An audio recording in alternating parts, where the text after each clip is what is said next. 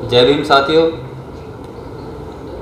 सबसे पहले बाबा साहब की 128वीं जयंती के उपलक्ष्य में आप सभी को बहुत बहुत मंगल कामनाएं। और एक निवेदन सभी भाइयों से कि बाबा साहब की जयंती को 14 अप्रैल, 15 अप्रैल या पूरे अप्रैल के महीने में आप कभी भी मना रहे हैं, उसे पूरे हर्षोल्लास के साथ शांतिपूर्वक मनाएं, क्योंकि इस बार बाबा साहब की जयंती ऐसे समय पे आई है जबकि भारत में लोकसभा का चुनाव भी हो रहा है। तो कहीं हमसे बैर रखने वाले लोग हमारे छोटी छोटी कमियों का फ़ायदा ना उठा पाएँ। इसलिए आपसे निवेदन है कि आप सभी लोग शांतिपूर्वक पूरे जोश के साथ और पूरे होश के साथ बाबा साहब की जयंती को मनाएं।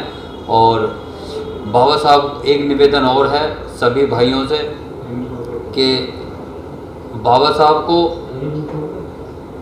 अभी तक आरक्षण तक या दलितों का मसीहा या नारी का मसीहा के रूप में ही पेश किया गया है, जबकि ऐसा नहीं है।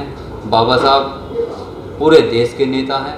हमें बाबा साहब की वो तस्वीर लोगों को दिखानी होगी, लोगों को बतानी होगी कि बाबा साहब अकेले दलितों के नेता नहीं थे, बाबा साहब अकेले महिलाओं के मसीहा नहीं थे, दलित महिलाओं के मसीहा नहीं थे। बाबा साहब पूरे भारत की जितनी भी महिलाएं थी उनके मसीहा थे, उनके अधिकार दिलाए थे।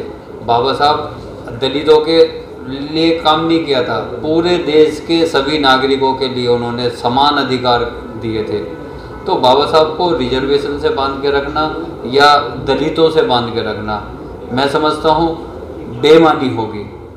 तो इसलिए बाबा साहब की जयंती को खूब जोश के साथ मनाएं। और साथ ही साथ एक निवेदन जरूर करूँगा कि बाबा साहब का साहित्य जरूर पढ़ें, क्योंकि बाबा साहब को सुनने के बजाय अगर बाबा साहब के साहित्य को पढ़ेंगे तो शायद बाबा साहब के सही मायने में हम अनुयायी बन पाएंगे। जय भीम, नमो बुद्ध।